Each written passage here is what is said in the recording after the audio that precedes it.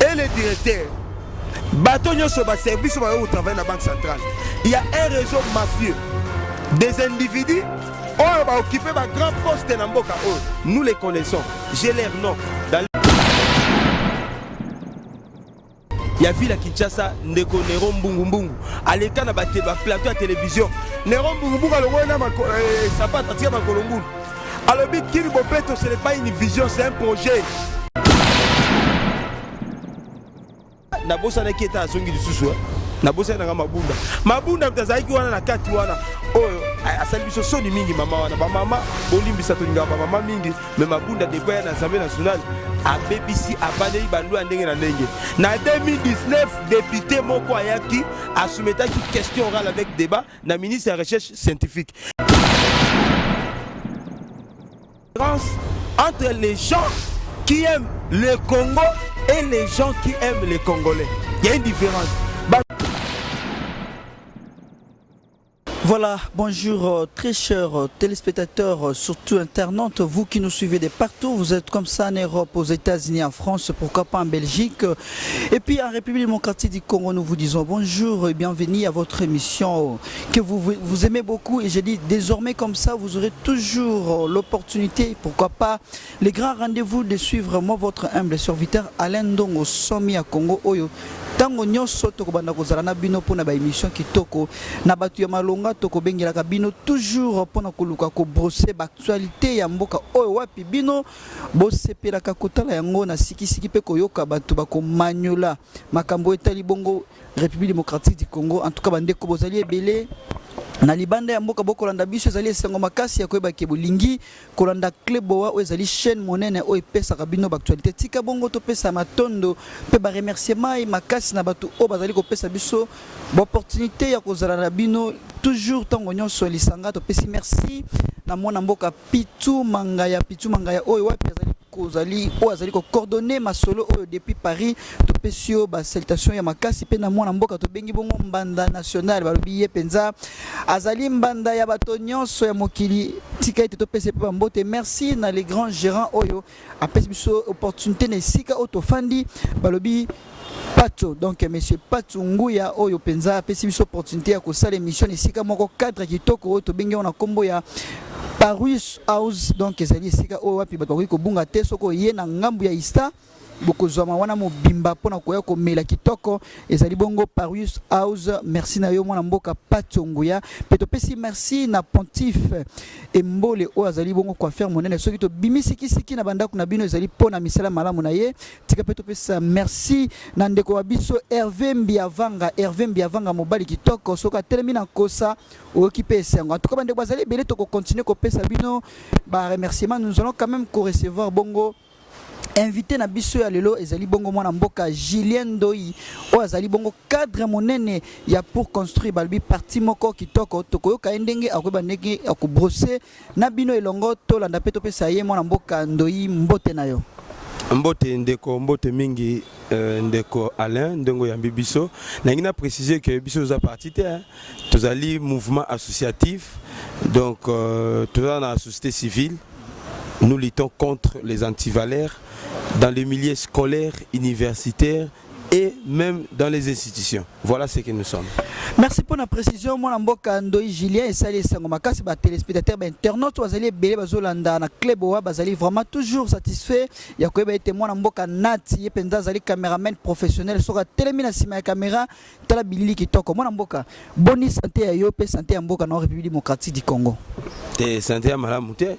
Est-ce que na Congo tous en santé malam tango mutazolia na taux 10 jours santé aux malam te toujours la enfant donc vie à ba congolais eza ko s'empirer alors santé na biso za malam te na ko baté to malam tango biso santé les na kwa cheko to ndimate mais ba congolais en général ils ont la kimia ya yonde za na kokoso te ba congolais en général ya li bato baza ko iba mbonga Congo baza malam ba kotinda ba na poto bako sala makambo ya lolenge na bambongo na bango bazana yango biso eloko yete tango bibi na tongo zo kanisa ko tikeli ba neloko te na ndako comment est-ce que ko ba ke santé ya mboka to ya biso za malamu donc ya malamu to soko moni biso na mwa libumu ezaka mwa ndunda omeli supu ebele et ça la moi bien c'est ça. Merci bande ko bozali ebele na ebike mwana mboka Rigane Lunduluka en tout cas ozali kolanda biso ezali ko sala sango parce que bino bobike émission oyo to lobaka sembo biso to lobaka bobele sembo donc luka bato ya mayele bato ya bwanya baya ko palola information ba pesa biso ba sango poete ba congolais ba kolanda partout na mikili ya poto bazala vraiment branché pe balanda ba sepele sengo mwana mboka to ke na likambo tali bongo congolité ozali ko telema pe ko tombola mongongo na kati ya mboka ba congolais nyonso ba yoki ndenge mwana mboka oyo apesaki initiative na lelo ezali ko kota na parlement pe ezali ko sala yiki na likanisi wana yo koloba nini? Merci beaucoup. D'abord, je salue le président Noël Tchani. Rolimbisa komba parti na ebaraté. Noël Tchani, ezali proposition. C'est pas une loi qui est déjà votée. Et la proposition on de quoi sali. Na ina rappelé na opinion bazolanda biso Noël Tchani azali candidat malheureux na élection il y a 2018 na présidence a dû quitter. Mais étant politique, à mon été à côté c'est ça aussi l'opposition républicaine. Au cas où vous allez opposant, mais ce que vous avez mécanisme, au cas où malamu, au cas où vous avez un mboka, et ma bête. Donc proposition à loi na ya sali. Alors le cas de la proposition, biso toza ko sala ba spéculation belé, mais ce qui a joué loi wana, a même pas député. Parce que Mouta Koti Sayango ensemble, ezaka un élu du peuple. Il y a le quoi, peuple, peuple, ngape na koko proposer loi nanga, na ko luka élu moko ya peuple, na kena memele na pesi loi wana, yé a comme mango wapi na Assemblée nationale. Donc c'est ce que Noël Tchani a fait. Mais ce qui est absurde, nous avons vraiment compliqué. Comment est-ce qu'une loi qui est proposée, va voter en côté, mais Batumisus va se victimiser pour la loi wana? Entre autres de Moïse Katumbi a kolenga nini balobi bien que pona ko koma ba verrouiller ba poste oyo stratégique présidence bâti assemblée nationale sénat et tant d'autres ba pétition za PDGT au quoi ça député national mais loi wana sur la congolité on permettre natanga constitution article 10 la constitution le biboye tout en la constitution la biso parce que yango ezali la loi des lois. Donc, loi nyonso ezo manambo la biso te loi organique, constitution ezaka likolo ya bamibeko wana. Alors, total non loi et le la biso nini.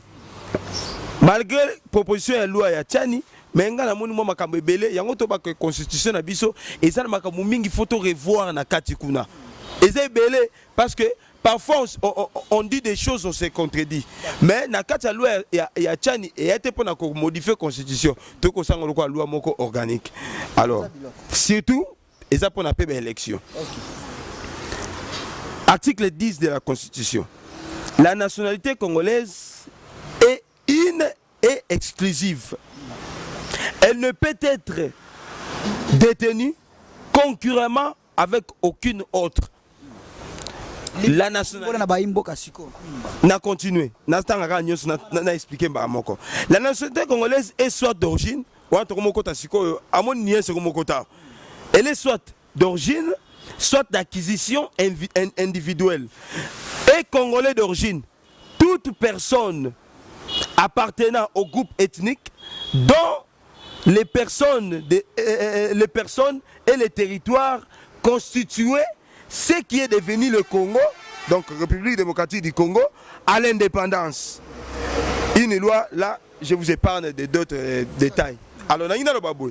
Si on a l'article 10 de la Constitution, c'est le biboué. Na lingala, na limbo la malam.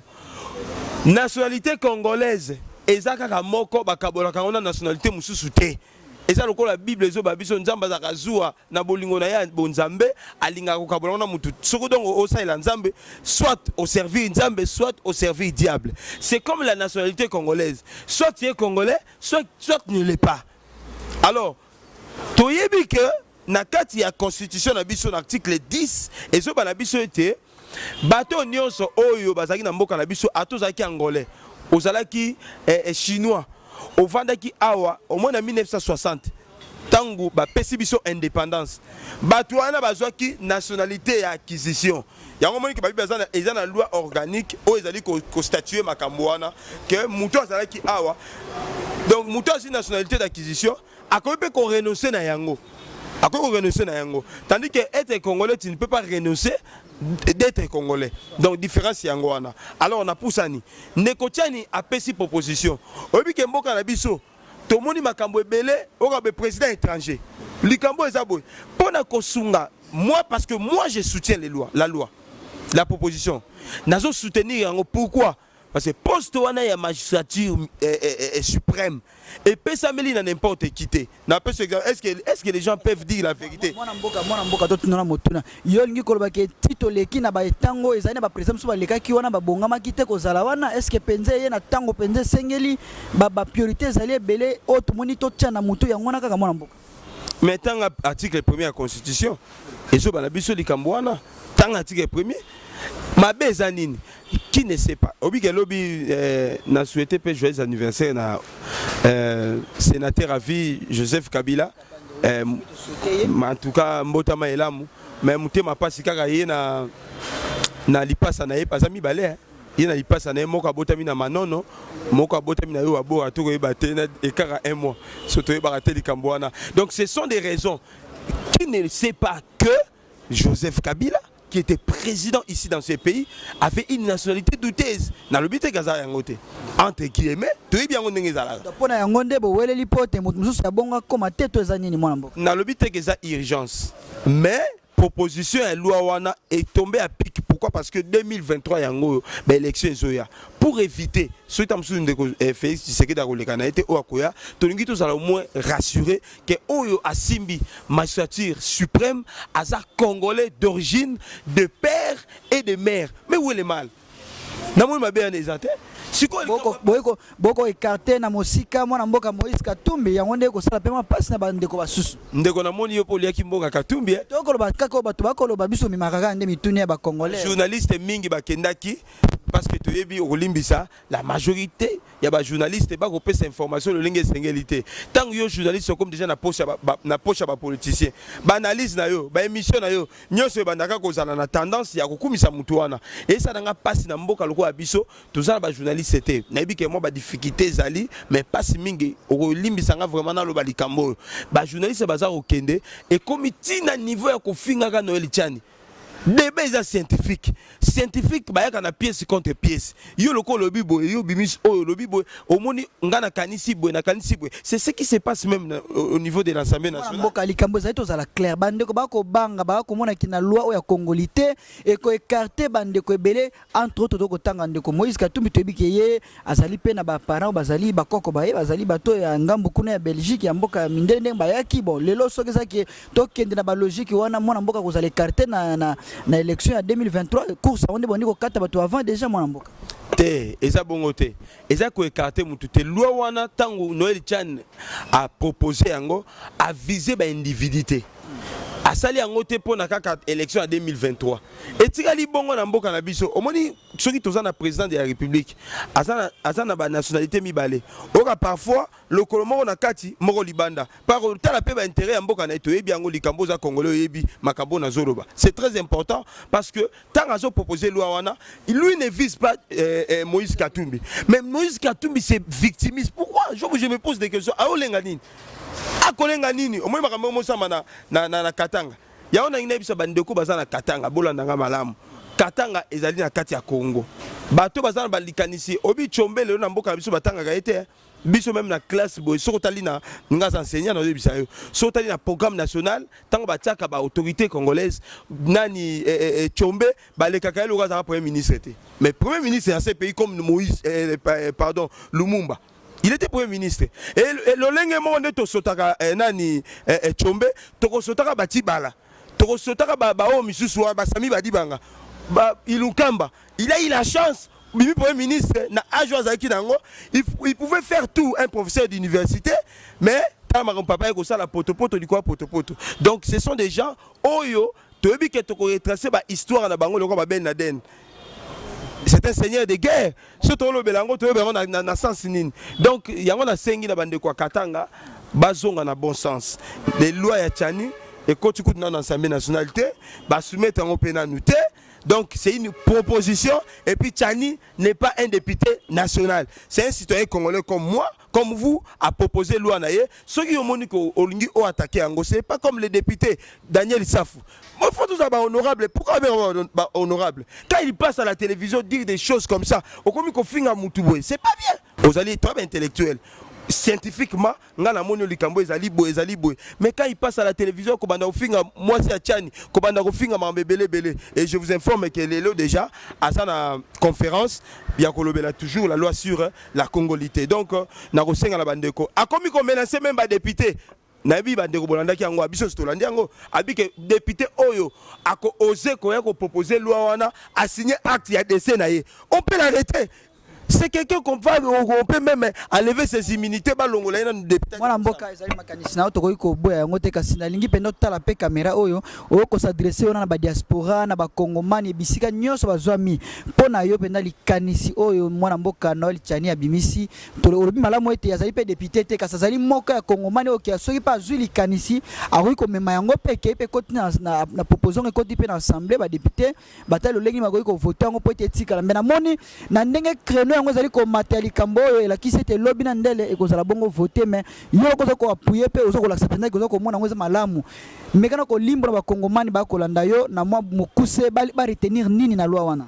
Merci parce que bidanga na s'adresser na bande ko so ba diaspora mingi pe oui particulièrement na lingi pe bongo ezana ba diaspora parce que surtout bango kolongwa na Congo ko kenela bamboka bango bakei vi ba difficulté za ki awa mingi kata mo ba changer la nationalité ba changer yango mais loi wana epekisi bango te bazonga na mboka bazala na bango problème ezala te et là on a ko yebisa bango boye na loi ya Tchani endi koloba oya botami de père et de mère parce que tout le monde ne peut pas être président de la République.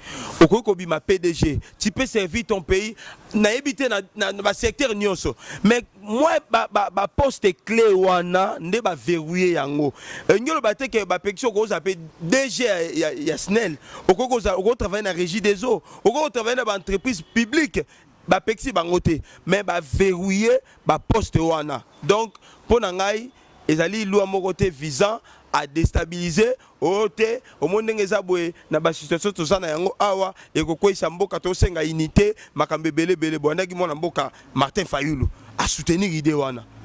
Donc pour nous comprendre que en plein et eloko wana ezali très important, un Congolais sérieux doit toujours vraiment appuyer cette loi. Matondi na yo mwana mboka Julien Ndoi to ebeke ba Congolais ba kolanda biso ba diaspora partout bozali boko sepela na ba analyse ya mwana mboka ko pesa to le bibiso to kotuna mituna bien ezali ya mwana mboka ndinga za ko loba na ebike ko pesa bino sengo kasi mwana mboka tozo na likambo tali bongo état de siège to ebike ezali ba mibeko oyo mokonzi mboka zwaki parce que za ko revenir na ba pouvoir na ye ya ko luka ndenge na ko tia kimia tango makambo ezali ko tambola makokoso ndenge penza ba zwaki ba décision wana mwana mboka tako ya actualité ngo esi elekaki metolingi kaka o meka ko brosango lisusu po ba Congo mwana ba kolanda biso bazo likanisi na yo tanki ozali pe moto mayele ndengo mekaka komanyola likambo okoki kopesa biso ba analyse nini.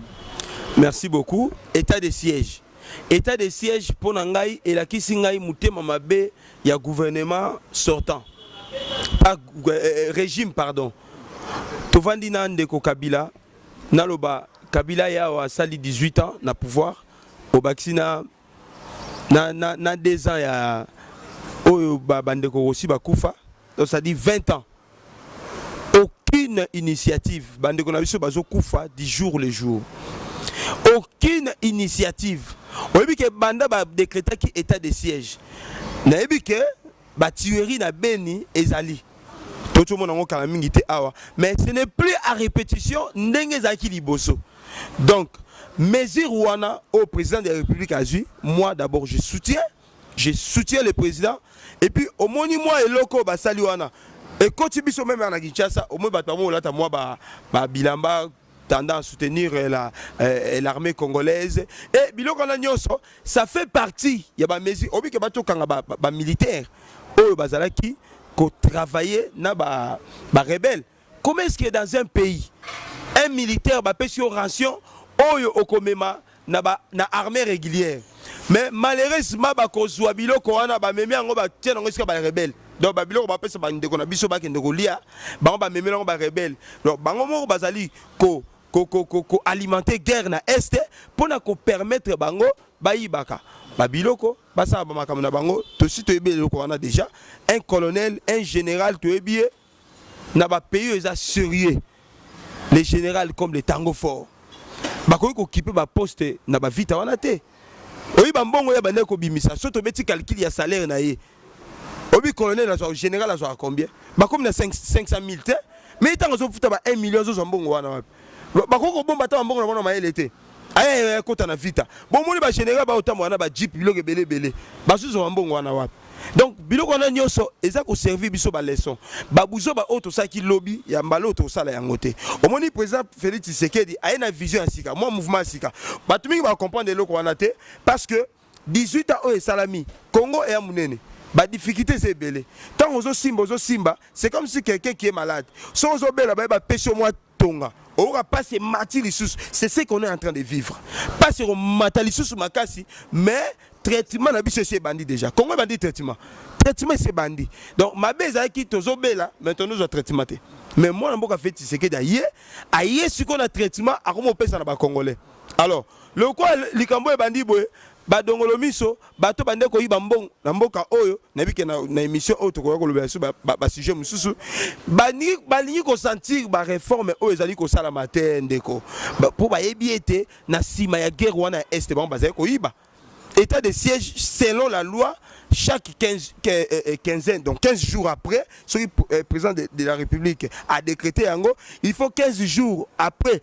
azonga lisusu na assemblée asengi bango basa nini bapusa yango donc je pense que 15 jours était que les gars à 5 prolongation yango assemblée nationale batu ko pesa lobby na ndaki vraiment te je pense certainement ba bakisa yango lisusu et puis le quoi à longoli ba gouverneur à côté ba militaire c'est une très bonne chose pour moi n'a souhaité même ba chef de rue ba militaire et sengi bongo ba kita même ba médecin ba kota batu mi ba travailler na eloko wana donc ce sont des notables ba enseignants ba kotisa donc ba militaire ba militariser secteur wana nyonso pour na toye ba été likambo yo qu'est-ce qui nous fait et puis tokoya ba tant tokoya ba vérité tokoya ba faiblesse à monguna tokoba na ko attaquer bango malamu mingi alors mwana mboka olobaka kitoko melone eloko moko tokaboli na makanisi tanto okoloba tokaboli na makanisi na ngina loba tango koloba keto ko soutenir ba militaire na biso na tele ba ko bunda pona mboka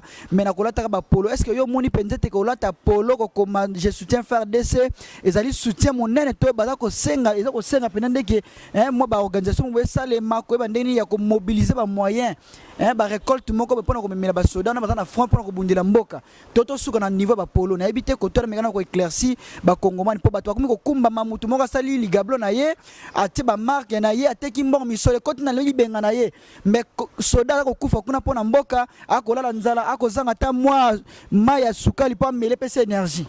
Merci beaucoup ndeko na motuna na yo obimisi pe kabiyano omoni mboka na biso to rata biloko ebele kolata polo ko soutenir eza mabete eza malamu mais engeki koza malamu l'état na biso azali ko rater yo ozo ba ke ba konti ba ko raisonner omoni likambo lobi wana ba ko luka société moko boye bazui bakomi kosala biso ba t-shirt mbongo wana bato bazokende kosomba mbongo wana okende kokota na trésor public bakotisa yango na fond mpona kosoutenir ba FARDC donc soko osomi yango na $5 wana ata mosusu balongola ata 2 ekei na bafrais oyo basalaki biloko wana $3 ekoti kuna plus biso tosomba plus mpe mbongo ekota engeza malamu mingi kokapitalize yango même bavarezo tosombaka ya léopard tona kosomba ngo pa ba libanais tosomba ngo pa ba ndeko biso ba malien mbongo ndenge na esala keloko tele pa se retrouver na ngote olati ta mususu varezo olati bakambo na sima mais bakambo ye mo rajouter 10 francs na varezo olati wana donc idée wana ya malamu mais ba congolais moni peut esenga biso changement ya mentalité mental na biso vraiment il faut changer au moins le système le comité marche de santé bato ba polo batamboli na suka na ba milima sanga atambola ina bien tanga na suka amilima sanga bière na sport asala kinyo se zindi nango donc c'est ça et osenga biso vraiment mentalité ba continuer aider biso ba biloko aboye initiative olobi wana et là malamu mingi ba ko sala ngo biso tanto okende ko somba donc en achetant moi partie pourcentage ekotana na ko soutenir ba phare de Sinabiso. Merci mon amboka to soko rappelle toujours na bandeko to fani awa nesike zali bongo Parius House esika malamu oyo patron na biso to bengi les gérants les grands gérants Patongu ya wala ayambi biso sali pende sango makasi merci na yo Pontif et Mbole en tout cas mon amboka oyo zali toujours wana pembe na biso pona ko soutenir biso na makambo beli to PCP merci na mama Pitu Manga yo ko landa biso en distance yo sala penda kitoko bandeko toko tona na problème ya troisième vague ya Covid oyo bimi lisusu na mboka na biso to éviter deuxième vague sila ki lo lenge nini to koti na troisième vague mon amboka lo lenge nini gestion makambo za kotambola. Ndeko nalingi te sujet dans le bango parce que ce olobi na ngali kama Covid ngana mona Covid bar eteni donc ngaso moni Covid na tsaka bar eteni longondo limbola na ko limbola bobi troisième vague c'est que première vague yaki deuxième vague yaki na tout na motu limbisanga ko tout no motu na te est-ce que fond ya Covid oyo batia kibiso yebisanga lelo mbongo batu bachaka to yebi mbongo ekotaka est-ce que l'état congolais bazana capacité ko yebisa biso son moine comment combien qui les gère basela ki ngondenge nini yebi ete IGF abimisa ki rapport moko awa batangi ministre ya santé publique la c'est actualité ministre tu ko bimana gouvernement sortant awa ndeko eteni longondo qui ne sait pas na rolobango ba axe mo mingi ya liboso na juna nu axe etali finance mbongo oyo banque mondiale a pesaka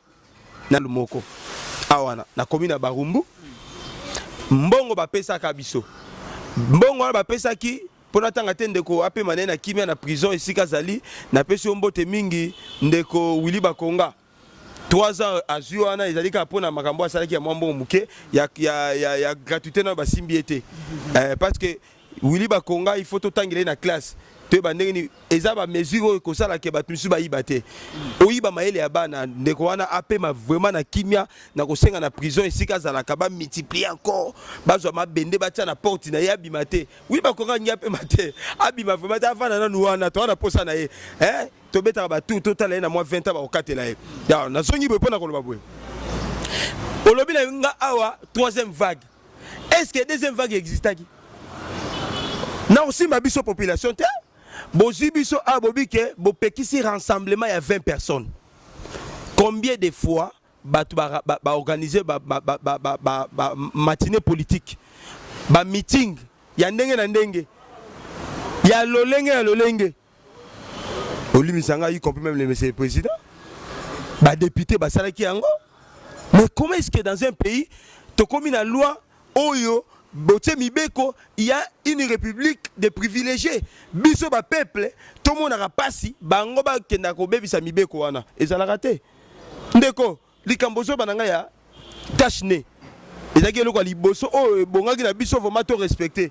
Est-ce que na Kinshasa to la trabakashne? Nabité? To ta ngote. Ya mibale. Baba ki na biso esika nyoso bo kende, bato ba lave me comment hotel maloko échantillon. Mutakokota tukosoma maboko te pour te yebike batwana bakotisi na mitema na mitu na biso ce n'est pas pour na tromper opinion que non ba Covid déjà ko exister te zali mais lolenge bango ba memeli kambwana ezola kisabiso ke Covid déjà te parce que ngati lelo na Congo na fandi na tambo na Kinshasa awa na moni Covid te pona nini ba continue biso o bango basale pa ba mwana mboka tozana ba message o tozwaka tango nyonso eko limbola biso motu ya boye bato bazwi maladi motu ya babiki motu ya bakufi mwana mboka yoko bateke na telefone ko magate. Est-ce que le ministère de la Santé politique wana ya communication mwana mboka eteni longonda zwaki je pense que ça qui satisfaisante na ngaki na suka na eteni yozo zongisa nga eteni pona nini na sengi na IGF pardon IGF te na sengi na parquet IGF asala ki rapport na ye kolakisa biso que na fond o ba pesa ki ya Covid-19 mbongo ezaki détourné basengaki na ndeko eteni a justifier yango ti na lelo ndeko eteni azo justifier te to boyi to pesa justice na biso image moko ya mabe to mona lokola batu misusu bazali ba privilégié elonga zo boya la république des privilégiés na ninge loko wana te parce que tant to ka ki ndeko kamere to ka ki ke asali mwa nungu na mama mbongo bakangaki toyoki ndeko Willy Bakonga ye wana za na prison mais pona nini ya eteni baza okanga ete kokanga c'est trop dur baza ko interpeller été ndeko eteni ti lelo azo baluka awa na Congo mais ndeko eteni mbongo bataki ya Covid awa tokomi na troisième vague na yebi système na bango tokotala ka lolenge politique ya France ekozala soko kika na France ba confiner et biso awa ebandi confirmer bandi donc lingolo ba ke plagiat tozwaka be copier coller mais yango wana ata ba constitution toza nango yango système éducatif na biso eza copie coller tozota la réalité ya biso te to mona ndenge ezotambola yobi ke tango bazali ko pekisa biso makambo bokangi église bokangi ba école boziki zando botiki na église na zando esika bato tout na makasi parce que na église to ko reciter ba protocole bazali ba ebineni ba ko encadrer makambo osomona te ke ba continue biso il nous faut croire que Covid-19 faisait donc tout en analysant côté la makambo ndenge za okende na koloba attaque intellectuelle na ba ke Covid ezate to continue na troisième vague o bazolo ba troisième vague na bi ke troisième vague o tango kokota eloko liboso ba zo mesure mo pona osala nini pona ko pekisa makambo esalama lolenge to mesana ko sala et qui va souffrir c'est le peuple mal ezali nini que tango bino bozaki na deuxième vague soi-disant deuxième vague bakanga bat misusu na ngina pesa information moko na en face il y a ministère ya travail prévoyance sociale en face na ngo immeuble mo ezawana ba libanais bazali wana c'est une information sûre et les cas qui il y a un mois bakanga ki bango bazana Covid bakangi na bandeko na biso bazaki na bango ba chauffeur parmi ba chauffeur il y a un beau frère yanga azaki kuna et tant bakangi bango basali ba ba ça 15 jours pour na batala babenga ngo nini mesure pendant 15 jours wana phase wana j'ai oublié alors tango bango ba vandi kuna pendant que 15 jours bazo zela ekoka pour na batala ceux qui résistaient au demander nini nata beau frère na ngai na ndako ba quarantaine wala 14 jours voilà beau frère na ngai na ndako 4 jours abi hotel na lesi ba policier na bimi nanga ba bilanga na betaka tout so to komi jour to bima nanga na ya voilà les Congo yango ba zobenga Congo mboka elengi yango donc ba continue biso baza ko tia sérieuxité na makambo kokoi sango toujours na peuple bozi barrière botie batama kolo bazo tambola batamako bazo tambola mutuka so yeye komi péage wana bino bobenyango nini Covid-19 c'est pas vrai parce que moi mboka to tuna motuna na tango lobi ke moko ba beau frère na opa zalaki na kati ya bayi o bakanga ki wana pona maladie ya Covid tebité baleka ki na examen ni po bazala confirmer ke solo pende bazala maladie wana et puis ya leki na nzela ya kopesa kanyaka est-ce que zali comportement malamu ya kosala soki ya solo ki azali na maladie na nzoto waye ko bima na ye wana milimo ba congolais combien ya kobomisa est-ce que akeko se faire soigner to ba kosa ki ba biseka na monoko koza maladie yango na ndima pesa kanyaka elekaki ndenge nini acte ya saleza mabe mais ngali eloko na ngaki na épinglé wana eloko na ngaki na épinglé comment est-ce que mutana zaki na quarantaine tanga bimi équipe ezaka ateke apesa kanyaka na ba policier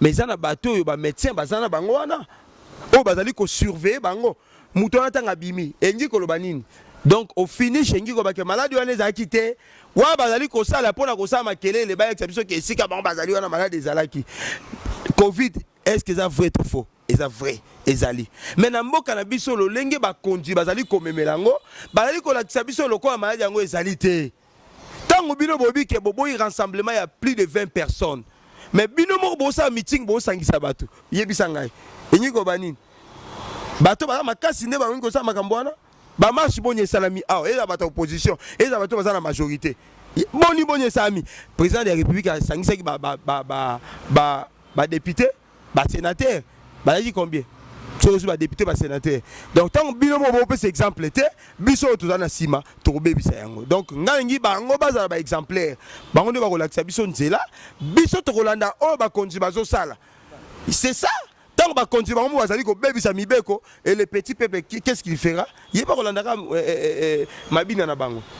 Merci mon mboka wana tokopesa merci na Rigene Lunduluka tolobi ke mon mboka Patonguya o azali bongo gérant ya house donc Parus a pesa biso mutuna moko lobi mon mboka yoko kutana na Ndoi Julien yaza motolo baka kitoko mekana ko tuna mutuna o toko landela pe bande ko balobi et même Rigene ngambo azali kuna na ngambo ya poto na mikili alobi toki kuna na banque centrale misolo ko bunga bande ko balobi ba $50,000 ko kende kaka boye mon mboka Ndoi yozali o landela ka actualité ya mboka. Qu'est-ce qui se passe dans la banque centrale? Obi que na question na Robert Tata Milolo parce que tala bien na ba journaliste o bazali ko bundisa IGF musala zo sala oyebi que nous sommes un pays tout ça na to bandi on va comparer biso na France bobo sanate France ba komi wana ndenge nini oyebi Napoléon Bonaparte tanga bandi révolution française et c'était comment pour ba koma esika bazali et un processus. Ne pensez pas que tu as la moukabe 1 de ces 4 matins, pour la mouki maman pas congolais comme colia, congolais comme non, il y a un processus. Alors entre autres babiloko to ko bundisa, ils allaient corruption. C'est ça notre combat. Tout ça ko bundisa ba anti-valeur. Yebisanga ndeko. Na banque centrale, na nali ko côté misa ba congolais nyoso bazolanda biso. Na banque centrale et le directeur bato nyoso ba service ba au travail na banque centrale. Il y a un réseau mafieux. Des individus qui ont occupé un grand poste dans Mboka. Nous les connaissons. J'ai leur nom dans les émissions qui suivront. Nakotanga ba kombo na bango. Bibino. $50,000, 8 personnes. Bazana ba carte moko synchronisée. Il peut être même au Venezuela. À ce carte on a tié, à la fin du mois il a $50,000 bazango na banque centrale. Na mosala ni basala ba congolais. Ne quoi abeti atabalete. Abeti atan zete a pamba boe pozo mbongo donc na fin ya mois nyonso $50,000 baza 8 oyo IGF amoni bango nanu dans un premier temps bamoni nanu 8 na 8 wana beta calcul bandeko baza makasi na mathématique bozana bandako bolanda biso zo papier na biki beta calcul $50,000 multiplié par 8 aussi somme wana on multiplie par 36 parce que IGF a monté depuis 2019. Mais tout le monde a entendu un combo et ils allaient directeur à la banque centrale. Parce qu'il y a un directeur, il y a 8 ou il y a 4. Il y a déjà G. Parce qu'il y a pas de misolo. Il y a pas de misolo. Il y a Kanyaka. Donc, les 7 autres, on a tangi bangote. Toyebi bango. Nous vous connaissons. Bon, Jambon Mboka, so bongito kana bino ngana nga bakanga batute. So Jimbo Mboka, yo ozongi sanga na oyembela yo a. Oyebena benga na ibaki 10 millions. Oyo tsheli kola mesa a 10 millions yango.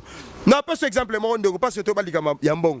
Oyebi na kati ya Barumbu, ngaza komina Barumbu. Na natif ya Barumbu. Na kati ya komina Barumbu banzela nyoso ya okufa. Nzela o eza osala biso to za mwa malamu na Barumbu eza entrée Bokassa. Avenue Bokassa eza osangisa Barumbu na Kinshasa. Babuna ko sa mwa Bokassa mais mabulu se bandi dango déjà. Musala mo na yeba te so babanda ko ndenge Avenue Kasai eza ya kobeba. So tali Kasai libulu mo eza kuna na ebite to benga na kombo ni. Avenue Itaga eza vraiment ya kobeba. Kabambare eza ya kobeba. Donc makambu nyonso eta mo malamu te. Siko ndeko mo aza ko se permettre azwaka $50,000 par mois et puis ça déjà 3 ans. IGF a découvert en 2019.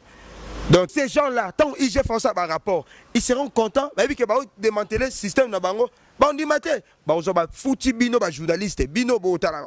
Aja pesi journaliste Kanyaka. Biso to ko bimisa sembo wana itando batwa ko na biso to bimisa ko belle vérité mon mboka. Ndeko eza ba journaliste msu ba ko na bioté hein, na bi je sais pas d'une manière générale, mais ba journaliste ba ko sa biso moi pas si mingi, comment on a été muto ya pesi Kanyaka, yo komi ko défendre les mal. C'est ça.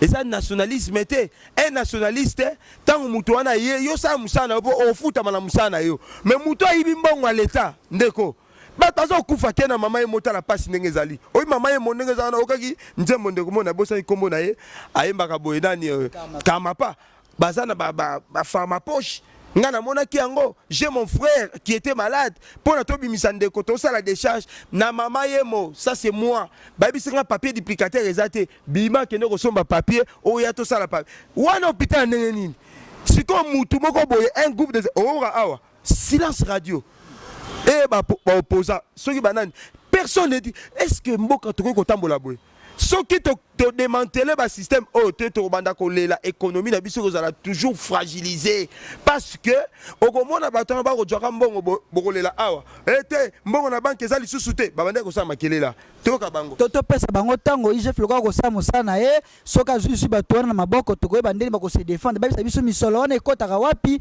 pe sala ka ndenge ni to pe ko sa pesa surpris ki ezali pona intérêt ba kongomania to ebite na kosenga na justice na biso IGF Moussa Nezanine, il y a quoi enquêter. Ceux qui a enquêté, a joué rapport na ye apesi yango na ministère à justice ne asali continuité. Mais qu'est-ce que nous avons remarqué à chaque fois IGF asali ko sa ba rapport sokomoni même de ko Gilles a komi koleka na télévision pour na ko dénoncer ko bimisa biloko parce que amoni l'antenne ezali na niveau à justice na biso nanya yebi yango te ndeko moko na kombo ya nani azaki conseiller à président Kabila Luzolo Bambi. Luzolo Bambi à son temps a lobby 15 milliards de dollars échappent à la trésor public chaque année quand la corruption 15 milliards. Ça c'est Luzolo Bambi. Il a dit Nathan Mounini, voilà Joseph Kabila za président. Est-ce que yoka mutabenga Luzolo Bambi yebisa biso na rapport na yo au mona kinini bato wana baza banani nzela neza wapi kolongo wana aussi ba exonération ba ezana ba entreprise musu ezana ba étranger un Nigérian un anglo indien aye ana Congo afuta mbongo te bokangi biloko na yebo okaboyelo ko za général aye défendre ye na na bien ngote. Alors est-ce que pays a ndenge wana tout ko se développer jamais et là comme kasi biso ko sala awa il faut to bunda to combattre système ya bato ba vanda pona ko yiba mbongo mboka tangu to avec kaka ba mbongo bango ba yiba o ekendaka na corruption wana soto kanyango on va arriver à construire ce pays. Merci Penda Bandeko ba imboka ndenge bolandi wana mbona mboka Julien Ndoyi ndenga ko beta penza ko palola makambo etali ya somi ya Congo bo somi ya Congo ezali likambo ya moto moko te bo somi ya Congo ezali likambo ya biso nyonso même bino bandeko ba diaspora ezali mikili ya libanda bozali na pasi ya koyoka oza koleka na mboka kasi ya pasi ezala ke soki ndeko boko na information ezali ya mabe boko zali msusu boyebi teni ne koleka réalité na mboka ya biso tozali sur place to ko mona pe to ko lukela bino bato bazali ba information po ba ya ba meka ko kundola ba meka ko limbola ko talisa na bino bandeko nyonso bisika bozwami boye baka sekele ya mboka ndenge zali ko tambola kasi mona mboka to ko kene male na sima tango to bike ba sujet zali ebele pende ko déborder ya ko solola mais to ko tala sikani to ko suka to meka pe ko lobalikambo pe ya volcan oyo salemaki kuna na Niragongo en tout cas ba tango passe ko leka na Congo tango bandeko pe kuna na est ba ko nyokomo mais makambo mosusu na Goma ya ko bakisama tala ndenge ka oyo ya volcan ya ki bandeko ba leki banso lobi politique yango ya ko gérer ba congolais il fallait qu'il l'état mais ka ko sala makambo yeba o ba yeba kite ko salema na ebite mona mboka sango wana pe ndengo yo kila ki yango na ndenge yo yebela ka wa moto mayele o banzaki na ndenge nini. J'ai compatis avec nos frères de Goma. En tout cas, nous sommes des Caire. Pas si mingi au monde na bandeko bakufi. Ngapi naza éprouvé na likambwana. Oncle ya madame nangai akufa ki na biloko wana.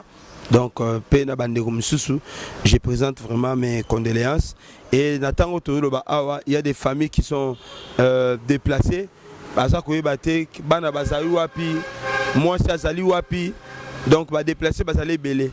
Metali Kambaro Kamwa, jusque-là, n'a vu que le président, premier ministre a dépêché qui, mon équipe gouvernementale, Bakenda Ikuna, pour na koyeba kotala makambo mais par rapport à ce ya orara pam, mdasalaki, UNICEF asalaki, jusque-là, le gouvernement n'a vu ça c'est le roté. Tu comprends qu'est-ce qui se passe. Donc, pour na couper sa table à Kolia, il faut pas maya. Il faut UNICEF aya. Mais qu'est-ce qui se passe dans ces pays? Au moins, il y a Magikuna. Et ça, OVG, l'Observatoire volcanique de Goma, Bazangi réseau internet, mon Dieu. Ça fait très mal. Nalanda qui déjà na bango, directeur. Alors bien, c'est un Américain derrière au Bango, réseau internet, Wi-Fi. Lorsqu'un Américain quitte son sol, alors ah tokanga ka souveraineté to okanga. Américain utikuna akiti aroya na Kinshasa. Akiti na Kinshasa a ju avion awa yana komi na Goma. Apesi bino. Boyebi ke moto apesaka nde babaka, loboko epesaka. Yango ne dominaka. Tangu ya ye apesi bino wifi. Na wifi wana azana contrôle pe ya ba secteur wana. Tokoganga tokoganga souveraineté ba opesa biso mibe côté mais le boko la biso zakaka tandi pas batwana makelele tokosala tosali nini et lo que ça li passe ces années ya liboso bateau basalaka na OVG bazali impayé pendant plusieurs mois. Ça c'est un. Nombreux entre eux bakene ko fana na bandaku moye basala ya lisusu te batika ki na effectif moko mo muke ya mibale ba matériel baza vraiment ba matériel te oyo ekoki kosunga bango eke soki likambo wana eye bakoki kosala boye ezalaki mwa pasi mingi sikoyo nazongi na mwa nsima oyebi ke éruption esalamaki na 2001 ou 2002 oyo esalamaki na Goma de 2002 ti tokoma na 2021 parce que nangi nayebisa na batu eza na député moko ya kote kuna soumetaki question orale avec débat na ministre ya recherche scientifique akotaka yango liboso mabunda nazo nabosanaki eta azongi lisusu nabosani nanga mabunda mtazalaki wana na kati wana oyo asali biso soni mingi mama wana bamama bolimbisa tolingaka bamama mingi me mabunda depuis ya na Assemblée nationale abebisi avandeli balwa ndenge na ndenge na 2019 député moko ayaki asumetaki question orale avec débat na ministre ya recherche scientifique et nazoyebisa que ministre na ba reconduire curieusement il est reconduit azawana comme ministre de la recherche scientifique actuelle. Alors, question au batinda ki wana, bangal babenga ye apesa explication pour député wana amonaki bata OVG malgré qu'on a ba matériel. Ba santaki ki na stade autocomi, ba monaki déjà mouvement. Ba électé ba conduit. Député longo kuna aye atali kambumo ke salamate. Na 2019 Teo kuta mamba politique, le quoi biso lingi politique oye la ba poste union sacrée nani la muka toleki to na 2021 tala bandeko ba kufi. Est-ce que ba kozongisa bato na ba kufi? Pourquoi? Parce que bato wana malgré kozanga banini ba matériel au moins ba l'état qui quand même opinion. Mais eloko mo bebe toko ko senga na mboka na biso parce que tozala wana pona ko ganga te photo proposaka. Eloko liboso il faut ba meka ko sala chaque année ba sala quand même évacuation similaire na niveau akuna. Donc batu ba yeba ka batu mi ba kufi wana na peso exemple netinga na kena Goma te na bi Goma te. Le loso nzamba sali grâce à bi kena ke vana na Goma. Et que na vandi ba kote kuna o kama kamone bandi. Ngaza nga mwa Kishasa. Na ebité na okima nzela nini. Et batu misuta banda okima. Ya zo kende vers sika oyo catastrophe banda ko salama. Et batu mi ba kufi ndengo wana. Alors, il faut pas qu'on ait une évacuation similaire. Bazo alarme na taki na Japon, na za ba image na téléphone. Na Japon le roi ba organiser donc et le qu'on a surveillé eza catastrophe naturelle ko ko yape ba kufi. Mais mutasa kanini, il faut qu'on limite ba dégâts. Il faut to limiter ba dégâts. Na pas ce exemple a na Kinshasa, na nya yebité ba baza kotonga mapangu le long ya rivière Kalamu. Mais tu as bien tant moule beta makasi rivière Kalamu wana débordaka. Mais au monde ba jana biso cadastre ba oto ya mapango esika wana.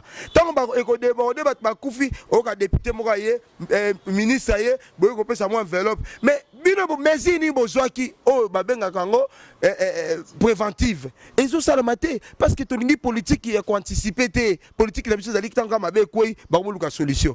O ko be ba continuer biso na moni longe bongo balingi de biso kufaka ba ka kotama loka mama moko to ebie moi ça moko njamboka moko ya na matanga so bokufeli eta na mbongo ebele so za malade ya mona na raté tolingi biloko wana te avant que danger eya bo sala biso lolenge to sala bo sunga biso ke mabe la biso te o bateli biso loka to soka ba zo bimisa ba vaccin contre la Covid, vaccin contre la rougeole, vaccin contre la tuberculose. Nous sommes les points. Ce malade est aux à la sauver et simbaoté. Le lingue moko environnement nabiso politique environnementale nabiso malade mutef pas bongisa yango. Même village de pembeni ya montagne on a ya Niragongo. Et ça village mo batu bakoko fanda na te. Les experts doivent être là. Basa na liste de bango et si quand on a batako va nini. Mais curieusement en 2011 batakufi village wana ezongi nango. Na yebisa yo kene na bokasa siko awa. Na 1996, moi j'étais là. J'ai vu les gens mourir comme ça. Même wenze zongi. Na misa batunyo soka na aéroport awa l'aéroport Ndolo le kana bokasa. Au moment la wenze zongi basu ba banki batie wana na aéroport. Tant batakufa bo pesa sumbongo. Ça c'est quelle politique? Donc, Congo, il faut continuer à prévenir les dangers, combattre la population. Il y a parfois des mesures impopulaires. Prenez-les en vie, il y a combattre la milimo ya batu. Et ça passe mi comment c'est plus de 32 personnes. Ba déplacer, ba na miso accueillir, ba zo banate. Bon, voilà, c'est ça les mal. Merci matondi na yo mwana mboka Julien Ndo inayebi ke penza ndengo lobi wana ba Congolais ba kolanda parce que ba Congolais bandeko ba diaspora et ko sala passe pourtant to ko zo ba révélation boye et ko l'accepter ils solo to ba Congolais to kana bonya mayele na mitu tango mwana mboka ko réfléchir boye et ko zanga nde na bato mayele boye pe ba zo bisika moko ke botali pe moto ba lobi na tango to bengi pe mwana mboka yo ko zala makanisi malana bisika wana to monyo na sika telo ko ipe ko pesa ma ba solution po ebele ba fanda ka wana uliba sunga ba konzi bazana po ba zalelo pona koluka kopesa bato bakozwa commission ba retro commission na bango et ko sunga mboka te en tout cas likambo ko sala pasi kasi likambo na tango mona mboka ko peksa biso beto lingi to zoka kana koleka nde balobaka passa to yoka kika wakala mingi tendenge mokonzi ya ngumba ya ville province ya Kinshasa bon mona mboka Jatiningo bila ayebaki bongo ezali bongo ko kwesa ba konzi ya ba juridiction minei mobimba sali ba bourgmestre akwesa ki bango na ebite na likanisi wana to ko suka na motuna wana mwana mboka yozo ki yango lolenge nini ezali likanisi malamu to bazali nu liste ezali mulai na bato esengela ki bakoisama to yemoko pe gestion na ye etamboli ndenge nini. Mais pour suspendre une personne il doit avoir une raison ya ko suspendre. Raison ezaki nini bato balandanga malamu. Raison nini gentil avandisi ba bourgmestre wana pona non respect ya Kin Bopeto. Esili raison nini kasi Kin Bopeto pesa lipe moko ya idéologie oye pona koluka ko soigner ville ya Kinshasa soki ba ya estimer que ba konzi ba juridiction ba ko tambusa malamu te esengela tia mutana ko landa vision na ye mwana mboka ba besa yo muti meza pasi mingi osalanga ndeko ezanga te na zolo bango nanya landa vice gouverneur ya ville ya Kinshasa ndeko Nero Mbungu aleka na ba plateau ya télévision Nero Mbungu alongo na sapato atika makolongulu. Alors, Kin Bopeto, ce n'est pas une vision, c'est un projet. Projet fait un budget, projet fait un nyonso. Nyonso yana ezala quitté mbungu aleka ki alobaki yango. Tika na zonga no likambwana ozo ba suspendre ba bourgmestre.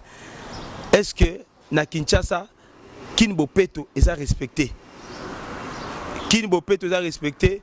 Na batne bazota mwana ba boutique ya batu bakanga bango moyena quelque chose batela ba poche to yebi yango na ba quartier Kin Bopeto biso to sa na niveau na biso to sa la Kin Bopeto yango mais bango moko na niveau ya ville ba osala nini ndeko Gentini aosa biso pasi mingi na yebi ke ndeko Gentini azape na balikanisa malamu na moni éclairage public o atie c'est alloué so ili kamundeko asali kama malamu photo kumisa ye nzela o ba osala elengesa na moi Gentini za osala esali moi mikolo benga afandaka na makala na ebi passe nini ezaki na nzela wana lelo grâce ya vision ya Gentini to monde pe nzela wana ça c'est encouragé mais ndeko Gentini faut la entourage na malamu ndeko Gentini faut la politique na malamu ndeko Gentini bengani batu na zandu ndeko senga motema passe na tana zandu boy mabango bazoko na zandu yango baboki biso na Kasai ngaza mwana ba umbu na yebi na tali ba karo ya ba pavillon wana na ba bokel biso na Kasai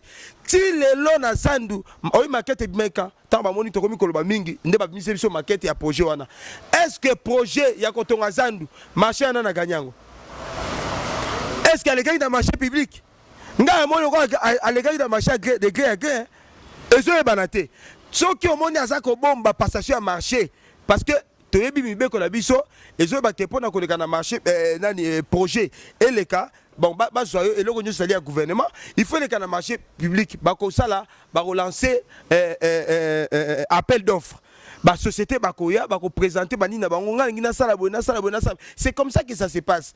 Alors tangu bokomona oyaye abike nga na sala ngona tamboy na nde okomona biso to kopona mutu wana nde ba bengi yango marché leki na passation wana ndenge mibeko esengeli degré à gré na ngina kota kuta ba nini wana te na zape juriste te mais na lingi na loba boy ndeko Gentini sima ya kotonga zandu azala ba bénéfice aza ko tirer yango mwa usa makambo wana lolengi ka boy pou abimisi batu oyo to vanda boy ba komo buka zandu babuki zandu banda babuki zandu tilelo ezana ba pavillon mo boy kuna ba ko buka ngote eleki makasi babi banje o ba kono buka ngo ezana na pote zoya wo eza soni pona mboka un projet ezalaka il faut que ba temps dire au bosa musala bakoko bimisa ba mama boyete biso totangi ba kelasi mama teki atomison na zandu wana totangi ba kelasi batumi oyi katie batumi boni na chômage eti lelo boko senga batu ba mbongo ya banene kena bokasate eza soni gentillesse na courage faka ebisa biso tanini kotonga zandu biso toyebi eza important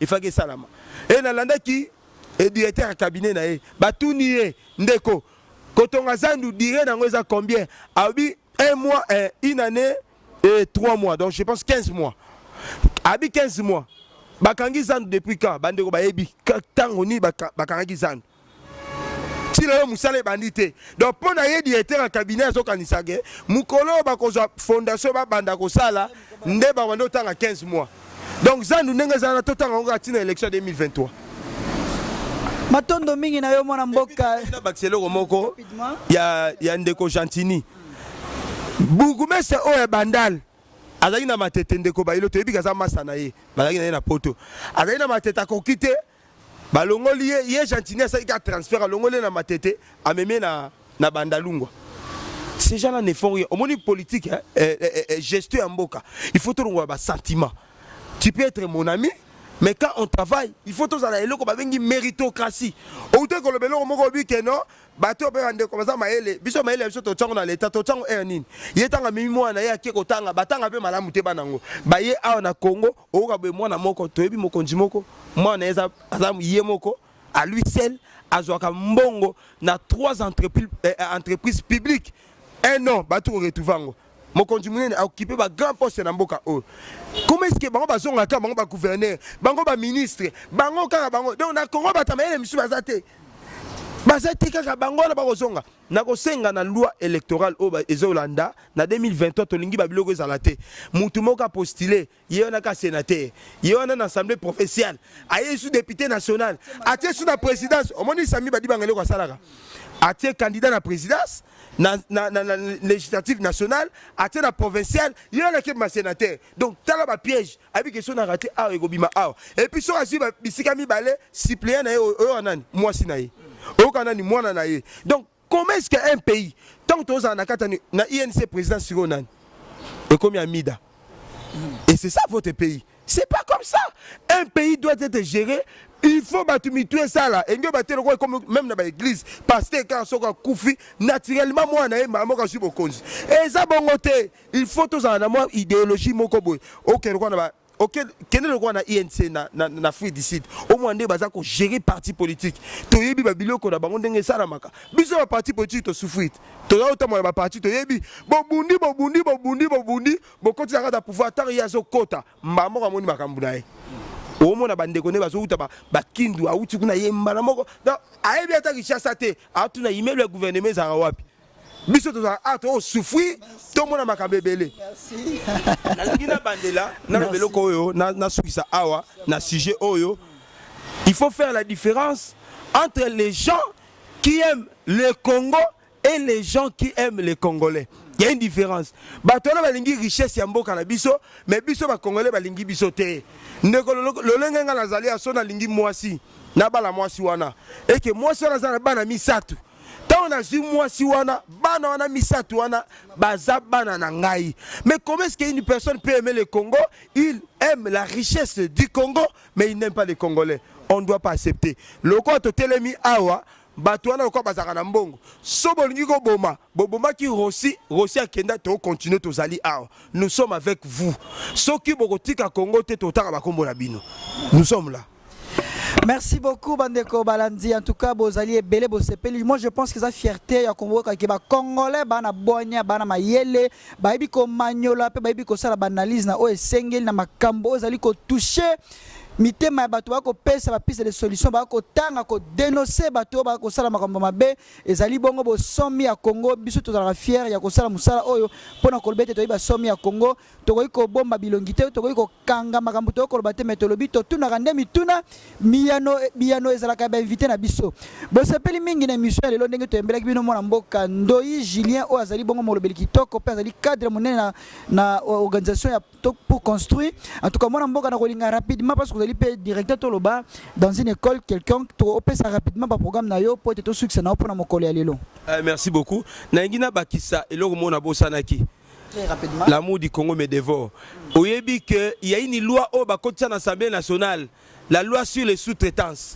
Loi on est quota depuis 2011 et quota til les dans la tiroir depuis 2011. La loi sur la sous-traitance est anine. Au moins on appelle cet exemple na Bralima. Bralima pour la publicité na bangote et ça na kati azana ba société oyo bazana sous-traitance ba coopéra bazana basala contrat na yo individualité basali na société moko boye o akoti na kati wana au moins siko curieusement ele onye salama au moins Bralima zo futa mutu wana mwambongo ebele le cas na sous-traitance ba pese tala mbongo muke batumi ba souffrir eloko wana surtout ba société na gardiennage ya gardiennage na tangi gesa parce que na kuna inspecteur na gesa. Comment est-ce qu'on paye une personne et puis gesa les a un Israélien un juif. Nos frères congolais qui sont là, moi bande ko na biso ba olala na butu bangungi au koti musala 7h au bimi 18h soko 18h so ba relever au lalikuna et mais quand on sala absence ne ba okato mbongo na kanda toyebiango je cite le nom j'ai ça on paye les gens $127. C'est pour cela que je demande à nos autorités de pouvoir statuer sur ces projets, sur la proposition de ces lois-là, sur la sous-traitance. Ce qui va bongi si en lelo, au moment où moi biloko mike to salaka. Les gens souffrent, allez ici na plastica. Moutaya sali butu mo fouti 3500 francs. Na masafko n'en parlons même pas. Ozoka sur la savon savon le monganga, savon le coq. Bako zoyango au banda tongo ti pourquoi ozongi va payer sur 3500. Non, on ne doit pas accepter ça. Les Congolais va toujours mériter un côté. Donc des causes ça passe mingi na rappeler le koyo na ba émission zali koya toya kolobela cette loi et puis je profite pour na kolobela tout ça na activité mo to zali ko lancer semaine oyo au moni kambo to ba il y a corruption. Nous voulons maintenant combattre ça au niveau de la base. To ba na école primaire, secondaire, pe na ba université. To zali na université na ifasik na ifasik to landa ina ba continue bango simba ki formaté mais déjà semaine to zo bana bana baza détente les 6 les 7 juin to en école mo na Barumbu à deux écoles école Saint-Charles Luanga Petroza na institut président Kasavubu ouais l'école publique to le la bana sur le méfait de la corruption donc sur le plan économique sur le plan juridique sur le plan psychologique même. Oyebi ke bakota biso loko na mitu biso to kola na yango soko koti na société moko ya l'état yiba na yo pombu ta koti na nganga zate eloko na koti la biso na mitu donc on dit to décourager bana même système ya ba point sexuellement transmissible aux universités tout ça nous allons parler de tout sauf de rien. Merci rapidement salutations des personnes je salue ma femme Florence Okao Mbote Mingi, Mama Bana, na Pesio Mbote. Je salue mon pasteur et toute la famille Ndoy. En tout cas, j'ai tant de personnes qui me connaissent. Vraiment, bon mon awa, na lingi bino mingi, na pesi bino Mbote. Merci bandeko ngapena ezalaki esengo makasi ngai wa bino somi ya Congo alendongo naza na microphone na koyembela bino mwana mboka monene na kombo ya Julien Ndoy oyo wapi alobi kitoko paloli penda na micro na biso ya Klebo wa o wapi ezali bongo kokamba mama na mwana mboka Pitu Mangaya topesio Mbote musika ozali kuna mwana mboka na mikili ya poto. Merci na yo mbanda national babi tonton national Mbote na yo Mbote na cordon na biso Franklin ndenge bozalaka toujours pour nous soutenir émission. Merci na mwana mboka Nat o asimbi caméra penda na bopikili kinyoso. Merci na ndeko na biso Pitu voilà j'allais dire comme ça Hervé Mbiavanga pourquoi pas Pontif Embole Mbote na yo Mbote mwana mboka les grands Gérard Patonguya en tout cas Patonguya les grands Gérard topé sope Mbote parce que bo pesa ki biso opportunité makasi ya kosala biso pe bo soutenir ki biso du début à la fin to komi na suka bandeko restez toujours branchés na chaîne na biso YouTube Kleboa et puis ngai wabino alendongo tokozala wana rendez-vous ezali en continu numéro 1 wana bobenga pour ba suggestion na bino ba contribution et ko sala biso makasi mingi alors portez-vous bien et puis on se retrouve prochainement bye.